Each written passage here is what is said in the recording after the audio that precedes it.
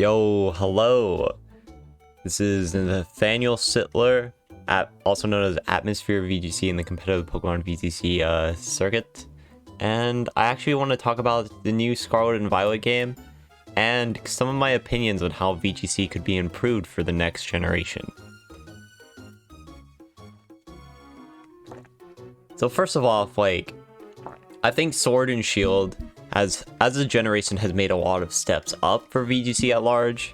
But there's still yet a lot of things that I feel like are deserving to be talked about, yeah. So, Sword and Shield has of course made accessibility to a lot of Pokemon significantly easier. Rental teams have been insanely good for the competitive scene. But there's still a lot of aspects I want to improve, and we'll just start getting to some of them. One of them at first, this at the top there, you can see. That Sword and Shield had player cups during the COVID generation, right? So during that whole COVID era, we would have these online tournaments where we didn't get CP, we got some prizes and stuff. But essentially Players Cup, while being intended for COVID, was actually an insanely good idea for the competitive circuit.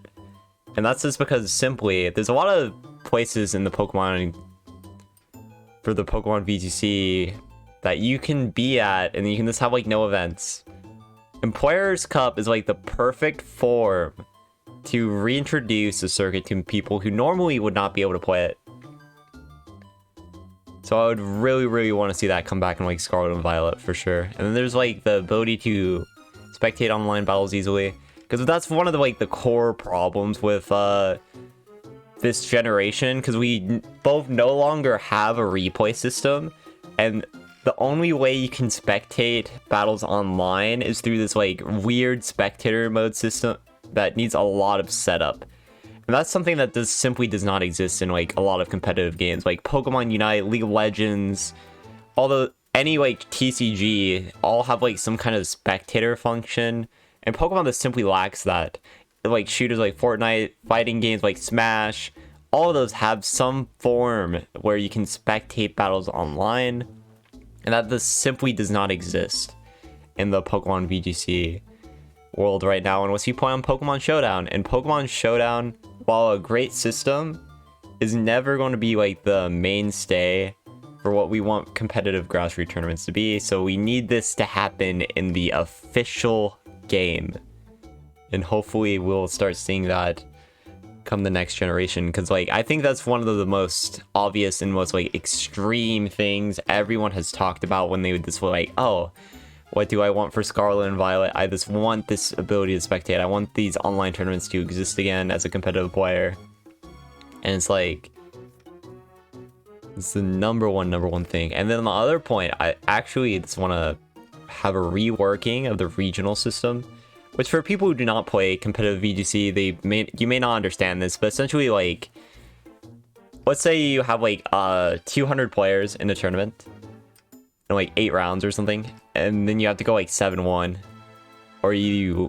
and there's 15 people at 6-2, and only one of them makes it off resistance and who their opponent played. And I think that this is a system is just inherently kind of bad, along with how CP goes down, so you can have the same record, essentially the same performance, but that you get punished by how bad or how great your opponents do. So that's just not something I think should be as highly valued as it is in competitive Pokemon right now. I think working onto the TCG regional system where you have more rounds of Swiss, you have this more opportunity to just make it a little more even, or this maybe even a system like NAIC, the more rounds of Swiss and then you top 8, and that's also a little bit better. It's something I really hope that we get for competitive Pokemon VGC in the future. And then along with the ability to customize IVs, Sword and Shield notably had the ability to bottle cap Pokemon that allows you to get a 31 IV stat, but that's not the only problem with IV. While of course this really massively helps, and we've seen this for a while, but there's still so much you can do with it, right? Because a lot of competitive Pokemon actually have another important IV, and that is the speed IV. Because right now, there's like a lot of legendaries where you want to have 0 attack on your legendary to avoid foul play. And to do that, you have to just reset it over and over and over again. And then you kind of get screwed. You kind of get screwed a little bit. And it's definitely like the most tedious and most like annoying part of getting competitive Pokemon. It's not as bad for Pokemon getting this breed, of course, but when it's for legendaries and you want like different speed IVs, you want different attack IVs, all of a sudden things become a lot more technical because you cannot just 31 IV and this full hyper train those and have it be optimal 100% of the time. So just having the ability to customize it down, make it like 0, make it 4, make it whatever number you want, would just make it a lot more... It's a lot more consistent and a lot more valuable for the competitive circuit at large. And it's something that I do think we're actually working towards, considering that bottle capping to the highest stat already exists. I don't see why the lowest stat can exist.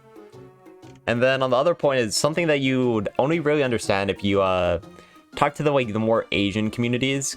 Because in like Singapore, Malaysia, a lot of places have actually been taken over by the Japanese version of the competitive circuit, TPC, the Pokemon company. While the Pokemon Company International is what handles like the Western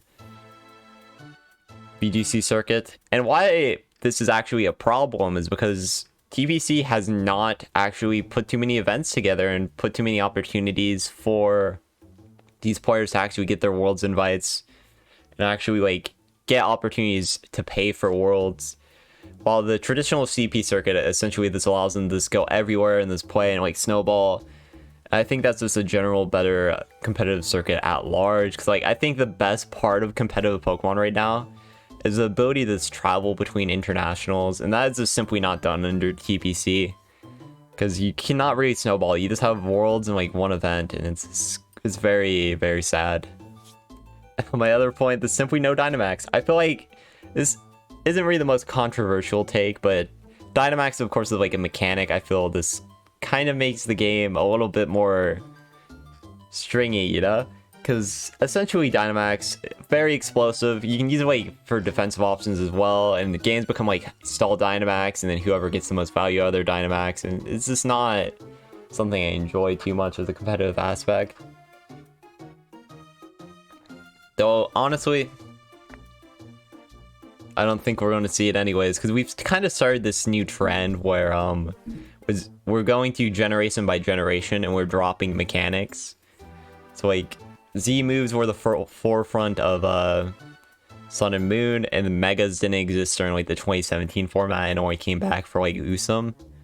And I can't imagine it's not going to be the same for the next competitive VGC circuit, where we just get a new mechanic and we're just not going to see Dynamax anymore. And this point is more on like a information kind of thing, because right now London was like 2 months ago, right? And right now the information for the teams that cut the London International have only just came out, and that is not really the best thing for the competitive circuit. Because I think like every event you should be able to look at it and go like, oh yeah, he's running these texts.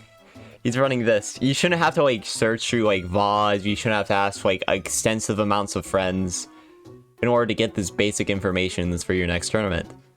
Cause I think like one of the main disadvantages for players in competitive Pokemon right now is essentially this the lack of information.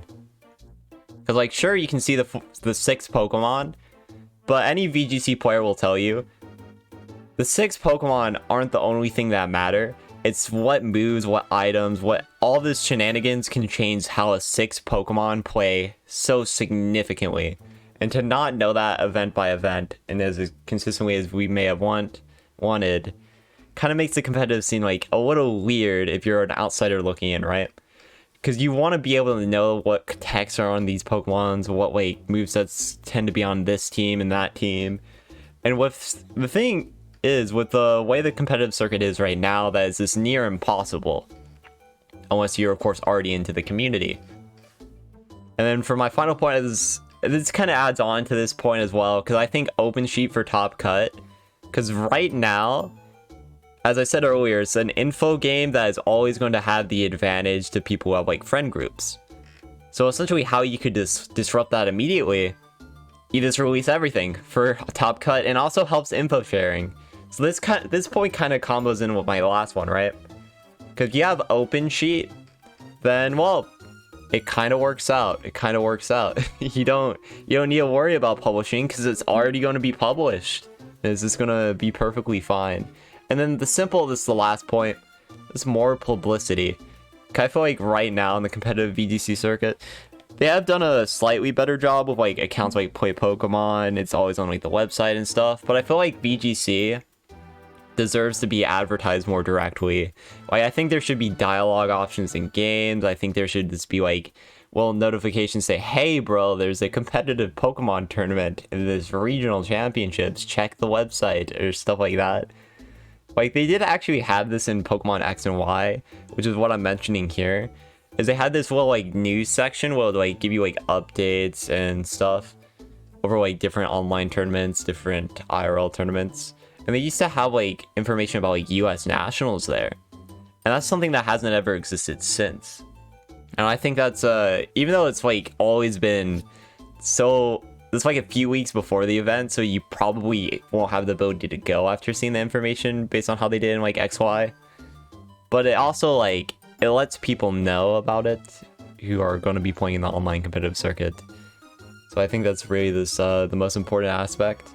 Because like the main thing right now is Pokemon has like a lot of players, but the thing is that this doesn't really introduce the competitive scene in a way that's like good enough.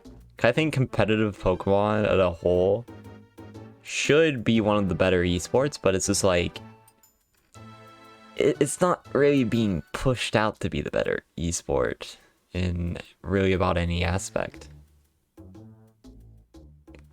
And of course there's a lot of credit to like grassroots side of things like Victory Road, Rose Tower, who have like vastly improved that, but it's still just like kind of tough. But yeah, this all my thoughts so far. I do have like one more thought that I'll just put down as well that I actually commented here, which is simply this brought up by a friend of mine, which I think like auto day ones for Worlds Invites should be more of a thing alongside the CP circuit. Like if you win a regional, you top cut an international, you should be getting day one Worlds. That shouldn't even be a discussion. Maybe not even more CP, but this helps things out a lot. This helps things out a lot. And yeah, thank you all for watching. This is a very like loose hand video. This all my as many thoughts as like I could put down. I just want to have in a video format. I think it would be like kind of cool to just go back and to see like, hey, what all was I right about? What all did they actually do? And what all did they not do, you know? But yeah, thank you for watching the video. If you like this kind of content, you can leave a like, subscribe, comment, whatever. And yeah, thank you for watching.